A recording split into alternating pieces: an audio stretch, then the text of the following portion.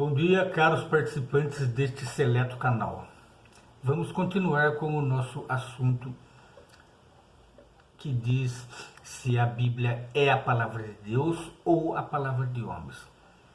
Já vimos 2 capítulos, né? Por que ler a Bíblia e a Bíblia luta para sobreviver.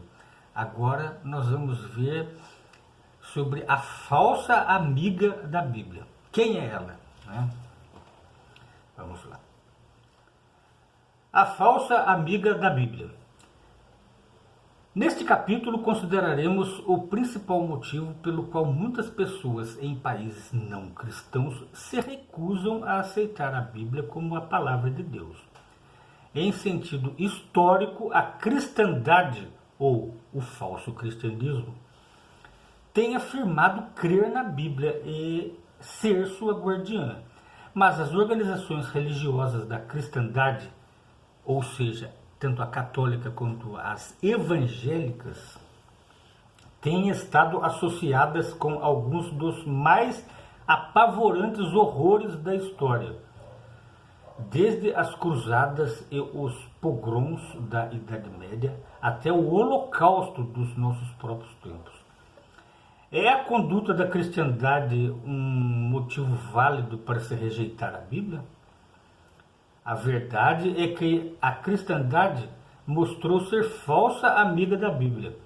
De fato, quando a cristandade emergiu no 4º século, que nós acabamos de ver na parte passada,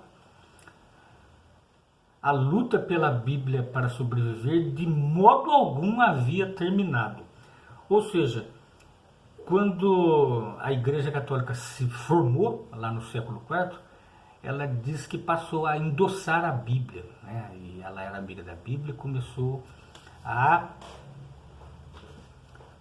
promover a Bíblia. Será?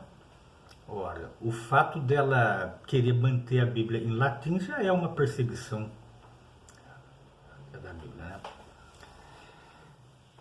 Por volta do fim do 1º século, a escrita de todos os livros da Bíblia estavam completas.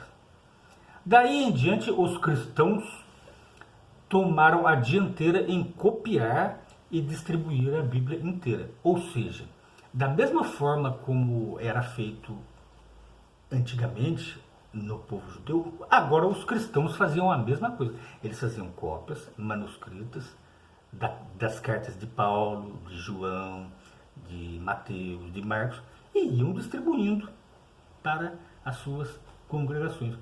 E continuou-se tudo a mesma coisa. Ao mesmo tempo, atarefaram-se em traduzi-la para as línguas mais comuns do seu tempo, enquanto a congregação cristã se atarefava com esta obra admirável, porém, começou a surgir algo que se mostraria muito perigoso para a sobrevivência da Bíblia. Ou seja, aquilo que tem acontecido em Pentecostes, né? As pessoas milagrosamente começaram a falar em línguas. Mas que línguas? Línguas que ninguém entende? Não. Línguas que existiam naquela época. E estas pessoas faziam cópias das escrituras para então levar para aquelas pessoas que falavam aquelas línguas. Ou seja, a tradução da Bíblia já tinha começado ali com os cristãos, com os próprios apóstolos, né? Tal desenvolvimento fora predito pela própria Bíblia. Jesus, certa vez, contou uma parábola a respeito de um homem que semeara seu campo com sementes de trigo de boa qualidade. Mas, enquanto os homens dormiam, um inimigo lançou sementes que produziriam joio. Ambos os tipos de sementes brotaram. E, por um tempo, o joio ocultava o trigo. Por meio dessa parábola, Jesus mostrou que os frutos da sua obra seriam verdadeiros cristãos, mas que, após a sua morte, falsos cristãos se infiltrariam na congregação. Por fim, seria difícil de distinguir os genuínos dos falsos. O apóstolo Pedro advertiu francamente contra o efeito desses cristãos semelhantes a joio sobre a maneira de as pessoas encararem o cristianismo e a Bíblia. Ele advertiu: haverá falsos instrutores entre vós. Estes mesmos introduzirão quietamente seitas destrutivas e repudiarão até mesmo o dono que os comprou, trazendo sobre si mesmos uma destruição veloz. Outros sim, muitos seguirão os seus atos de conduta desenfreada e, por causa destes, falar-se-á de modo ultrajante do caminho da verdade. As profecias de Jesus e de Pedro cumpriram-se mesmo já durante o primeiro século. Homens ambiciosos infiltraram-se na congregação cristã e semearam dissensões. Nos 2 séculos seguintes, a pureza da verdade bíblica foi corrompida pela filosofia grega e muitos equivocadamente chegaram a aceitar as doutrinas pagãs como verdade bíblica. Isso já havia sido predito pelo apóstolo Paulo, viu? E também tem a ver com profecias bíblicas mais antigas, que falava sobre a predominância do tempo dos gentios. Esse assunto nós poderíamos considerar mais tarde. Não haveria mais um representante de Deus aqui na terra até que se completasse o tempo dos gentios. E isso se cumpriu. E se cumpriu assim, viu? Portanto, quando a igreja diz que é a continuação dos apóstolos, ela está indo contra uma profecia bíblica que diz que depois dos apóstolos não haveria mais representante de Cristo aqui na terra, até o seu retorno depois do tempo dos gentios. No 4º século, uma forma de cristianismo, por fim, tornou-se religião oficial do Império Romano. É como se Cristo quisesse se unir a César, né? Mas esse cristianismo era bem diferente da religião pregada por Jesus. Já florescia então o joio, assim como Jesus predissera. Não obstante, podemos ter certeza de que durante todo aquele tempo havia alguns que representavam o verdadeiro cristianismo e que se esforçavam a seguir a Bíblia como a inspirada palavra de Deus. Não havia mais um representante oficial do cristianismo na terra depois dos apóstolos, mas pessoas comuns ainda persistiam em seguir a Bíblia. Eles não se voltavam para os ensinamentos falsos das novas religiões, as religiões oficiais. Primeiramente a Igreja Católica e depois lá pelo ano de 1400, né, os protestantes. Né? Eles sempre persistiram em seguir o que estava escrito na Bíblia. A Bíblia, apesar da perseguição que ela sofreu, ela estava sempre disposta para as pessoas. E as pessoas a seguiam. E essas pessoas foram perseguidas, conforme nós vamos ver mais tarde. Aqueles que se diziam cristãos verdadeiros, que eram os oficiais dos impérios, perseguiam aquelas pessoas que não aceitavam o que eles diziam e queriam apenas se ater à liderança de Cristo, que já era um Espírito, e da sua palavra na Bíblia. Né?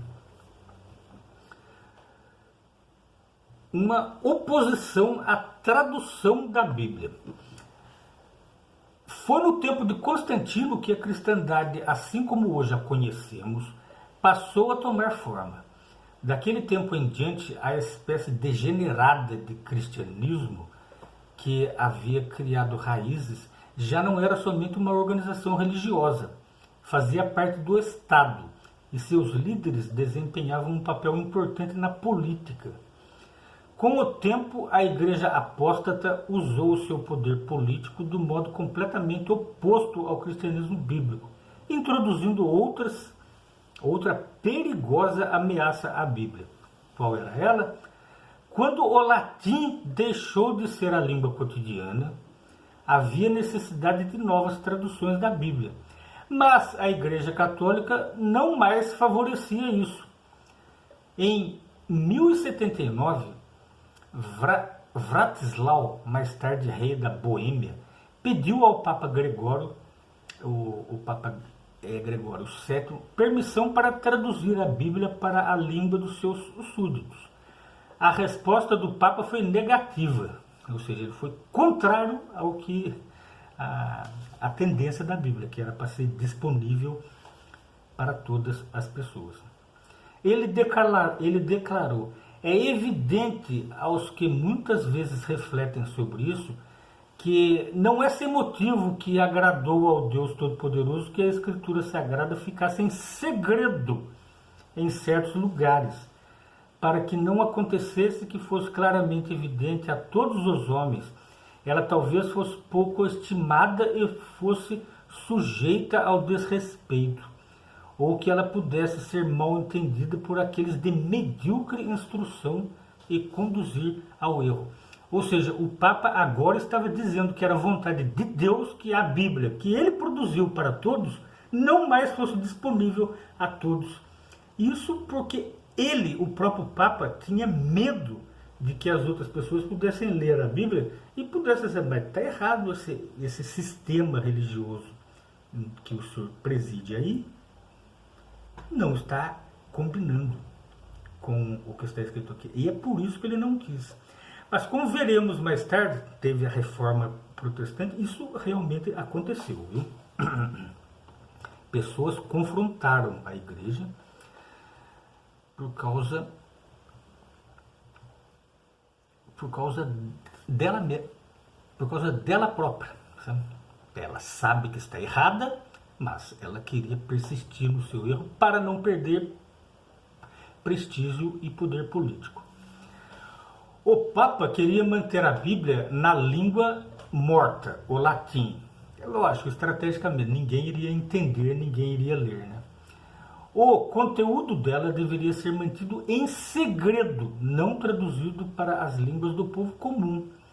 A Vulgata Latina de Jerônimo, produzida no V século para tornar a Bíblia acessível a todos, tornou-se então o meio para mantê-la oculta. Ou seja, quando Jerônimo produziu a língua para o latim, estava-se visando que todos pudessem lê-la, porque o latim era a língua comum da época. Depois que o latim caiu, assim como havia feito com o latim para se traduzir, deveria ser traduzido para a língua então corrente, ou então as línguas correntes. Não, queria manter o latim. Eles fizeram o contrário do que eles mesmos anteriormente haviam querido fazer, né? Com o avanço da Idade Média, a posição da Igreja contra as Bíblias vernáculas endureceu. Em 1199, o Papa Inocêncio III escreveu uma carta tão forte ao arcebispo de Metz, na Alemanha, que o arcebispo queimou todas as Bíblias na língua alemã que conseguiu encontrar. Em 1229, o Sínodo de Toulouse, na França, decretou que gente leiga não podia possuir livros bíblicos na língua comum. Ou seja, você poderia até possuir uma Bíblia, mas em latim, que você não entendia. Em 1233, o Sínodo Provincial de Tarragona, na Espanha, ordenou que todos os livros do Antigo ou Novo Testamento fossem entregues para serem queimados. Em 1407, o Sínodo de Clérigos, convocado em Oxford, na Inglaterra, pelo arcebispo Thomas Arundel, proibiu expressamente a tradução da Bíblia para o inglês ou para qualquer outra língua moderna. Em 1431, também na Inglaterra, o bispo Stafford de Wells proibiu a tradução da Bíblia para o inglês e mesmo a posse de tais traduções. Essas autoridades religiosas não estavam tentando destruir a Bíblia, estavam tentando fossilizá-la, mantê-la numa língua que apenas poucos sabiam ler. Desta maneira, esperavam impedir aquilo que chamavam de heresia, mas que realmente importava em desafios à sua autoridade. Se tivessem conseguido isso, a Bíblia se teria tornado apenas um objeto de curiosidade intelectual, com pouca ou nenhuma influência na vida das pessoas comuns. Vocês entenderam? Se a Bíblia tivesse sido continuada apenas em latim, quem é que iria ler a Bíblia hoje em dia? A igreja teria não destruído a Bíblia, mas fossilizado a Bíblia, que é uma destruição, né? A Bíblia seria tipo um objeto do passado, né? Ninguém iria... A Bíblia? Porque a Bíblia está em museu, né? Ninguém teria a Bíblia em casa hoje em dia. Né? Isso foi o que a Igreja Católica tentou fazer. Né? E com o pretexto de protegê-la. Né? Daqui a pouco a gente vai fazer a parte B desta terceira parte, tá bom? Até daqui a pouquinho.